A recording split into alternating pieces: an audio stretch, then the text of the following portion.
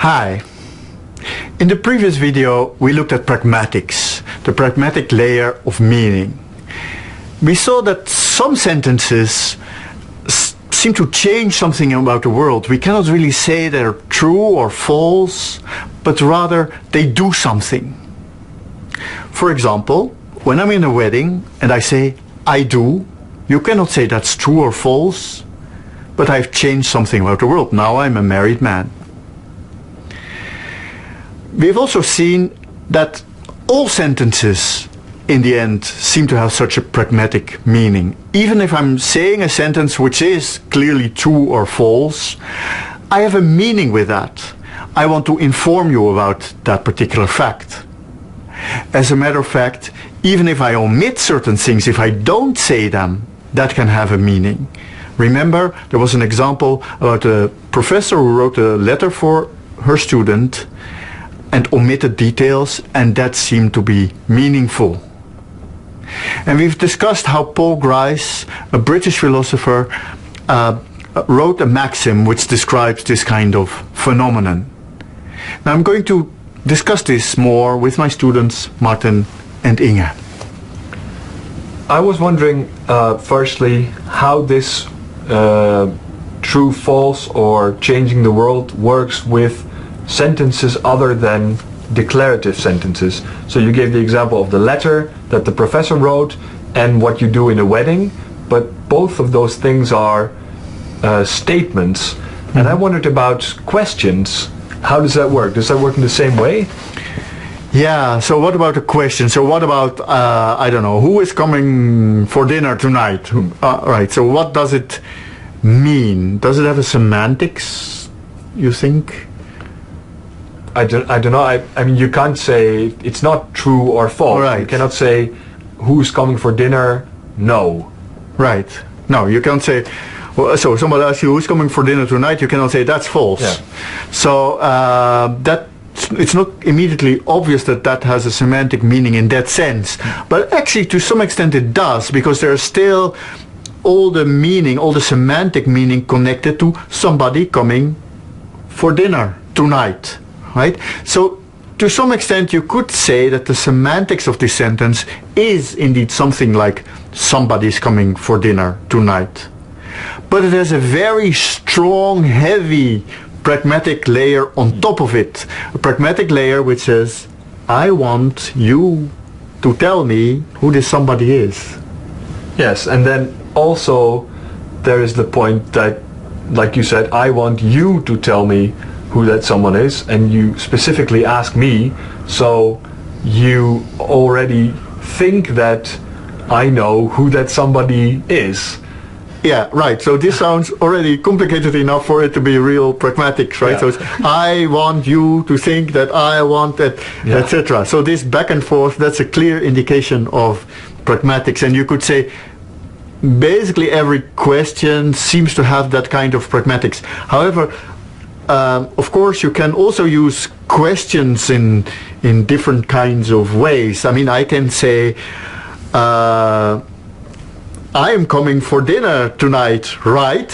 Yeah. And then that has the form of a question, but I'm actually not asking you for any kind of information. So we can add extra layers of pragmatic meaning on top of any of these questions as well.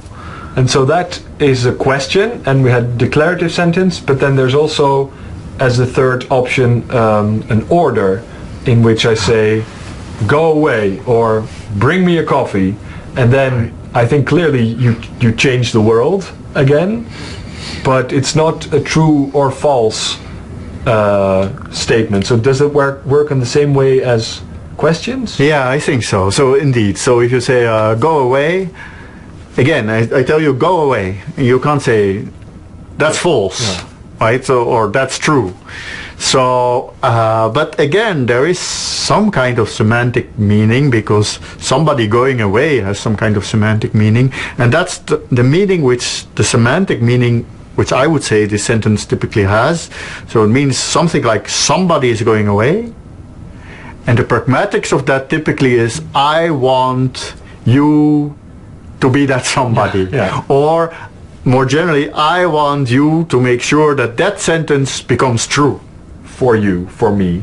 It's all, and the easiest is that you go away. Yeah, okay. Well, sorry, Martin. No, that's okay. Okay, well, I've been thinking about another question, because I was wondering about these maxims from Paul Grice.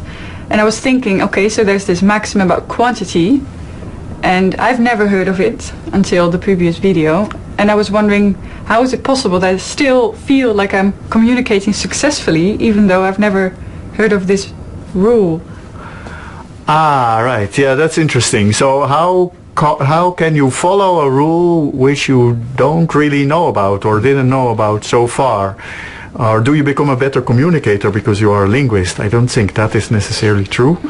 But it is, I think you have to think about this like natural laws, right? So you also don't know about the law of gravity, and still you fall. So if you step off, the stairs, you still fall down. And that's not, you can say, oh, that's funny because I've never read any Newton. How can I do that? So this was Grice's main goal, was to describe the world as it really is. So it's not a rule, really. It's a description of some kind of pattern that he's... Yeah, well, yes, I guess so. Well, you could say, I mean, law, the word law is also ambiguous in this sense. So there's a law, like in law studies, they study laws which you have to follow. But you can break them, but you have to follow them, otherwise you get punished. Yeah. But in physics, they study natural laws which you just cannot break. And interestingly, so Grice's maxim is more like the second type. So it's something you cannot escape. You cannot get out of it. Our professor who wrote this letter, she gave less information than was required, but you cannot say, okay, but that's breaking Grice's law, because actually automatically you interpret it as if it is enough information.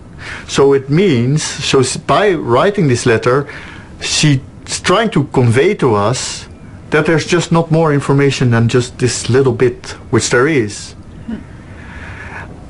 Although I have to admit that because people can do everything, right? So we linguists, we have to deal with people, and they can always decide to break a law willingly. That's my other example. Remember the example of the spouse who said, I've eaten half of the apple pie. So that was mean of this spouse, right? So, and if the spouse does it too often, this kind of thing, then you start feeling you can no longer communicate together. I see, yeah. In this video, we discussed a little bit more the distinction between semantics and pragmatics. And in particular, we have seen that really every sentence in human language seems to have both the semantics and the pragmatics.